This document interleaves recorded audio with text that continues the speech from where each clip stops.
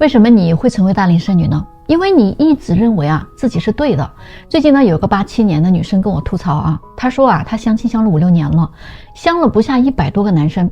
为什么她总是不成呢？而且呢，要么就是好不容易找到个合适的，两个人接触起来呢，又总是磕磕绊绊的不顺利。而且呢，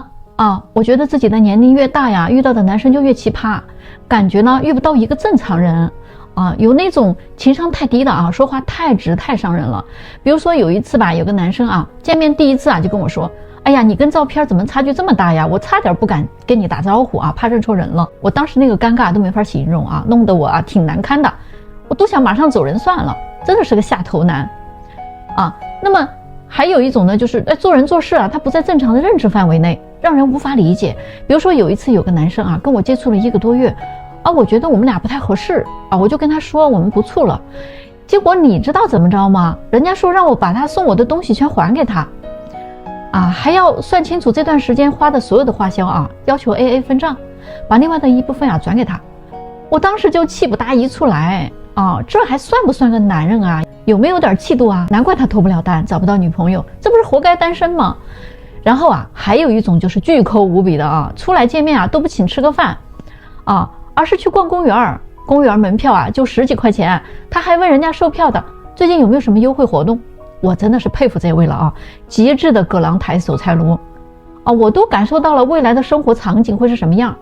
直接给我看傻眼了呀。那好吧总之这样的人还遇到过好多，简直都太奇葩了。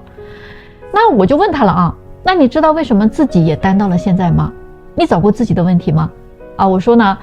不是男生都奇葩，你不觉得你自己才奇葩吗？首先你说你把你那个照片 P 成另外一个人了，人家没有认出来，有毛病吗？这不很正常的吗？这个其实是你的问题你这跟欺骗都没什么区别了。这个事儿怎么能说是男生奇葩呢？另外你说分手之后人家跟你要回东西，你觉得他的行为简直太过激了。但是你有没有想过，一个女生在还没有跟对方确定关系之前就接受人家的东西，这个行为本身就不太合适，对不对？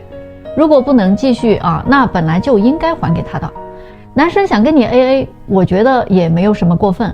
男生们其实他不是真的介意这点钱，他们只不过是讨厌女生们接受他们在这些物质上的付出而女生还觉得理所当然这种态度。你说男生约会特别抠门你也不想一想，都这个岁数的男生了，在他过去的经验里边可能已经在相亲恋爱这件事情上花了不少冤枉钱了，最后还不一定能成，那他为什么还要为一个未知的结果去买单呢？你们才刚刚认识嘛。虽然去公园这种地方你可能觉得太不重视你了，但是男生想的是这样也一样可以聊天说话互相了解没有必要非得去吃大餐花那些冤枉钱吧他们就是想把成本降到最低，还不是被一个个之前的女生们给调教出来的，他们也怕了你们了，难道不是吗？咱们把这个事儿反过来说，如果相亲谈恋爱都是女生来负责大部分开销的话，那你愿不愿意5年之内请那100多个男生吃大餐呢？大家觉得他们会不会请你们吃呢？如果你还在不断的相亲却屡屡失败，如果你正在跟相亲对象交往却不知道怎么跟他推进关系，如果你不懂女人，那么快点点击左下角的课程学习吧。都说大龄剩女比较焦虑那大龄剩男他为什么不焦虑呢？因为在婚恋市场女生的择偶优势就是年龄，并且呢它是在随着时间的流逝被快速的消耗掉的。因为女生的择偶峰值期就是18到26岁，27岁以后就开始逐渐走下坡路了。那过了30岁的女人呢，那就已经开始被挑挑拣拣了，这个时候基本上找不到一个条件较好的同龄男生了。如果女生到了35岁以后，不管你有多好的颜值，多高的学历，多好的事业你都不如一个25岁学历平平工作平平的姑娘吃香。因为你那些学历好工作好都不是男人太看重的东西，他们的骨子里就是介意这个生育价值就是要这个好的基因。如果再拖到40岁，基本上就无人问津了。如果不想将就着下嫁，还想找个条件好一点的，恐怕你就得选择老大哥或者是离异的男人了。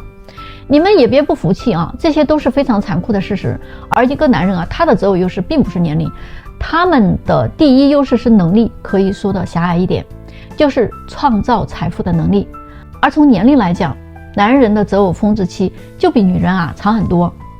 大概从28岁到48岁之间都是男人的择偶峰值期。只要他具有第一优势能力，就不怕找不到年轻漂亮的女人。也就是说，在相亲市场，一个25岁的女生，她可以直接秒杀一个35岁的优质大龄剩女，而一个35岁的优质大龄剩男，他也可以直接完胜一个26岁的小男生。女人的优势呢，是一个短暂而快速的在逐渐贬值的过程，而一个男人的优势呢，却是在逐渐上升的过程。他们择偶优势的周期是女人的2倍以上。所以呢，如果一个男人在35岁的时候已经事业有成，有房有车，那么呢，会有一大帮的年轻漂亮的女孩围着他转。可是女生就不太一样了。一个女生如果在35岁的时候，你也事业有成，有房有车，那么你注定是得不到这些在择偶峰值期的成功男人的青睐的。这个时候可能你就是想找一个踏实本分的男人嫁了都非常的难。也别再说你可以找个年龄小的男人，可以不计较对方的条件这种话那也是一样要付出代价的。人家小女孩找大叔，那是因为大叔舍得给他们花钱。如果一个小男生愿意跟你的话，那你也得愿意给他花钱。这个是同样的道理，你得做得到才行你们说对吗？男人和女人离婚之后现状是什么样的呢？男人离婚之后先是会开心一阵子他终于自由了，看到曙光了可以重新开始了，再也没有人天天管着他了也没有人天天叨叨他没出息不上进了，也不用处理那些婆媳矛盾了，更不用吵架了这时候风轻了云淡了，连天都变蓝了。真可谓是婚姻诚可贵，爱情价更高，若为自由故，两者皆可抛。这么清爽的日子不得好好的潇洒潇洒吗？只不过他们的这种好心情很快就会过去的。因为随之而来的就是发现自己的生活全乱套了没人洗衣服做饭收拾屋子暖被窝了，回家呢也没人说个话，出去找个哥们儿解个闷儿都很难，人家也要在家里陪老婆陪孩子逐渐的他就开始失落了。一个人有点寂寞了有人就会开始后悔离婚了，也有的人呢就开始找下家了准备再婚了。而女人离婚之后呢，她会很难过一阵子，她会恨自己嫁错了人她会骂自己当初怎么就瞎了眼呢，看上了这个人她伤心男人怎么就那么不顾及自己的感受，跟那些小三儿鬼混，还要狠心跟自己离婚呢。女人这个时候呢反而就慌了神，但是这种心情也很快就会过去的。于是他们就开始变得现实，变得理性了，想通了，看淡了，通透了之后呢就变得洒脱了男人离婚之后有 80% 呢还是想再婚的，女人离婚之后呢 80% 是不想再婚的男人想再婚基本上是为了自己，而女人想再婚呢大部分是考虑孩子。男人想再婚是想再找个女人伺候他，而女人呢不想再婚是不想再找个大爷伺候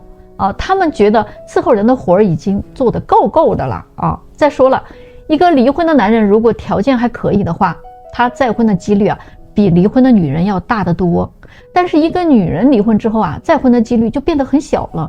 因为男人找老婆他是往下找的，而女人找老公呢是往上找的。这个时候很多的二婚女还非常梦幻的，她们往往还想找个比前夫更好的男人一切以现实为前提，不想做免费的保姆了。所以呢好多的二婚女人还要求要彩礼要的还不比头婚的女人少以至于呢达不到目的就不嫁了。这么一来，他们几乎 80% 的人是再婚不了的。而男人呢，如果他还想找仍然还是好找得多。你们说是不是这样子？